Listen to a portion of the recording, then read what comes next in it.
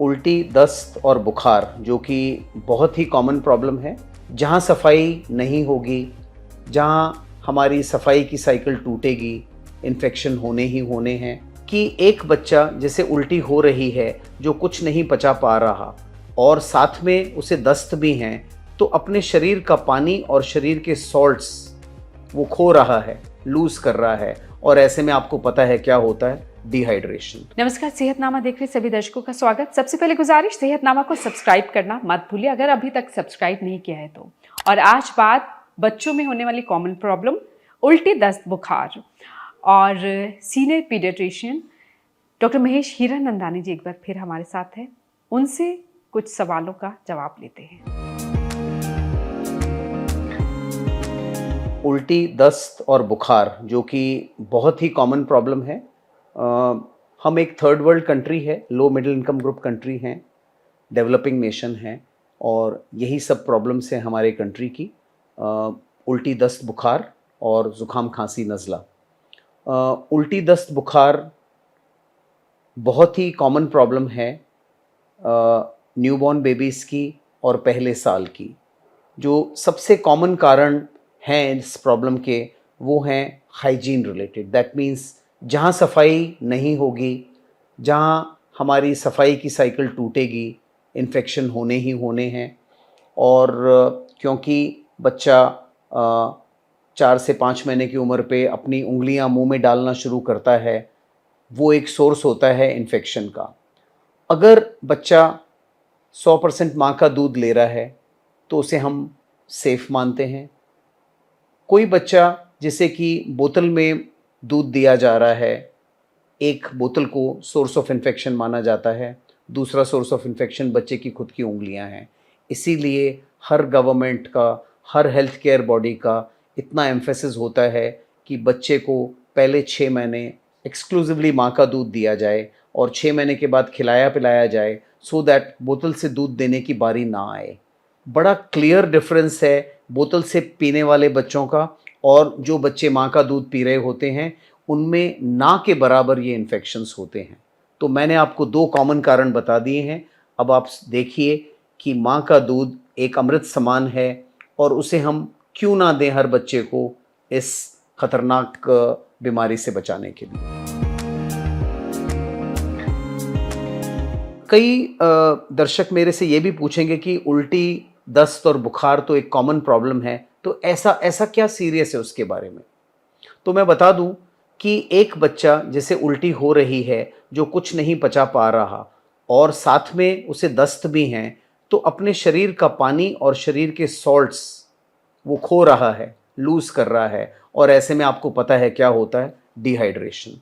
तो dehydration is the risk. सिर्फ उल्टी, दस्त, बुखार से बच्चे का कुछ नहीं बिगड़ सकता, पर अगर इतना पानी, इतना नमक बच्चे के शरीर से निकल जाए, बच्चा डिहाइड्रेट हो जाए, फिर ये एक डेफिनेट इमरजेंसी है। उसमें कई बच्चों की जानें जाती हैं, और जहाँ तक कि थर्ड वर्ल्ड का सवाल है, ऑलमोस्ट 25% बच्चों की जानें डायरिया, वॉमिटिंग और फीवर, जैसे कि हम गैस्ट्रोएंटराइटिस कहते हैं, उसकी वजह से ये बच्चे अपनी जान खो बैठते हैं।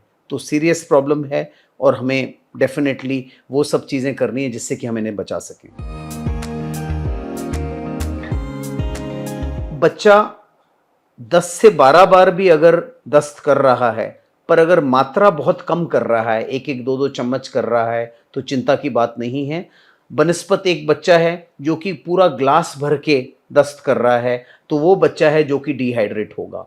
दूसरी चीज़, अगर बच्चे के दोनों सिरे, दैट मीन्स मुंह से वो उल्टी कर रहा है और नीचे से वो दस्त कर रहा है, दैट मीन्स दोनों तरफ से बच्चा बॉडी वाटर लूज कर रहा है, ये बच्चा है जो डिहाइड्रेट होगा। मात्रा जितनी कर रहा है वो इंपॉर्टेंट है rather than number of times.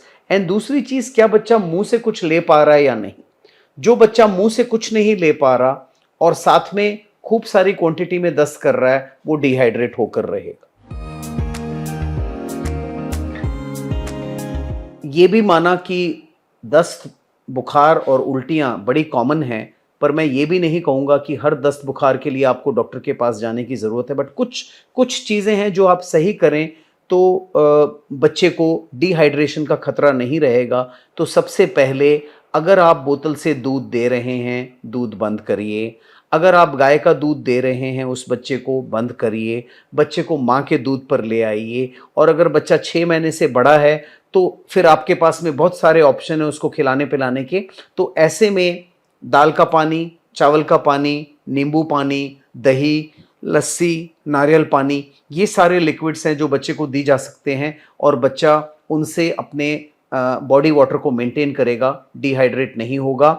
ORS, जिसे कि एक मैजिक रेमेडी माना जाता है, जो कि आज से करीब 50 साल पहले ईजाद हुई थी कॉलेरा के पेशेंट्स के लिए।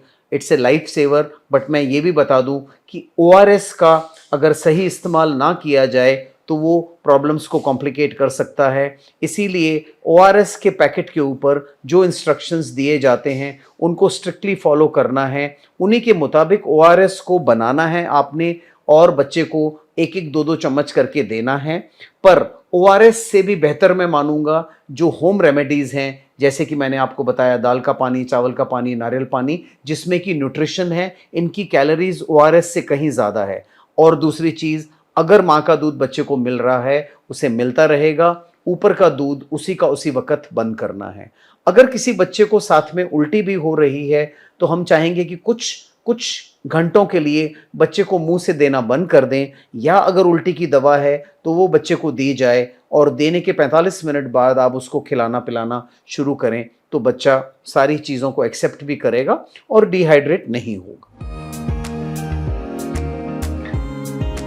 सबसे पहले जैसे कि मैंने बताया कि ये एक हाइजीन से रिलेटेड डिसऑर्डर है, इसमें हाइजीन की मेंटेनेंस बहुत ज़रूरी है। सो बच्चे के हाथों की सफाई, आपके वातावरण की सफाई, बॉटल फीड बंद करी जाए। किसी बच्चे को अगर ऊपर का दूध देने की नौबत आती है तो आप उसे चम्मच कटोरी से दूध दे सकते हैं, कप से दूध पिला सकते हैं, पर बोतल का इस्तेमाल ना करें। माँ का दूध अमृत है। जिन बच्चों को एक्सक्लूसिवली ब्रेस्ट फीड मिलता है उनमें वैसे भी डायरिया, वॉमिटिंग, गैस्ट्रोएंटराइटिस का इंसिडेंस बड़ा कम रहता है।